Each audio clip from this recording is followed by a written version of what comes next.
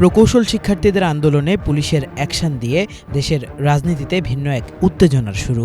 তারপর আওয়ামী লীগের সহযোগী জাতীয় পার্টি বিরোধী আন্দোলনে গণ অধিকার পরিষদের সভাপতি ডাকসুর সাবেক ভিপি নুরুল হক নূরকে যৌথ বাহিনীর মারধর এবং তাকে ঘিরে বাদ প্রতিবাদের মধ্য দিয়ে গুমোট হতে থাকে রাজনৈতিক পরিস্থিতি। উত্তপ্ত হয়ে ওঠে দেশের রাজনীতি, জানিয়ে সোশ্যাল মিডিয়ায় নানান আশঙ্কার কথা সামনে এসেছে। অনেকেই বর্তমান পরিস্থিতিকে বহুল আলোচিত ১/১১ তৈরির সময়ের সাথেও তুলনা করেছেন, আশঙ্কা করছেন তেমন কিছুরই। এরই মধ্যে চট্টগ্রাম বিশ্ববিদ্যালয়ের শিক্ষার্থীদের সঙ্গে রক্তক্ষয়ী সংঘর্ষে জড়িয়েছে স্থানীয়রা।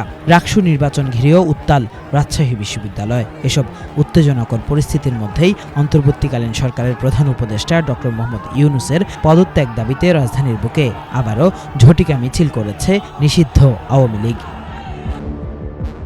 সব মিলিয়ে দেশের রাজনীতি যখন থমথমে, ঠিক তখন গুঞ্জন ছড়িয়েছে প্রধান বিচারপতির সঙ্গে বৈঠকে বসেছেন সেনাবাহিনী প্রধান লেফটেন্যান্ট জেনারেল ওয়াকারুজ্জামান। এমন পরিস্থিতিতে বিএনপি, জামাত এবং এনসিপির শীর্ষ নেতাদের সঙ্গে বৈঠকে বসেছেন প্রধান উপদেষ্টা ডক্টর মোহাম্মদ ইউনূস। কি হতে যাচ্ছে?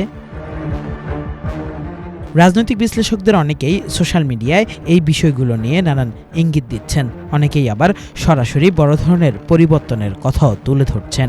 আসলেই কি দেশের রাজনীতি ভিন্ন দিকে মোড় নিতে যাচ্ছে?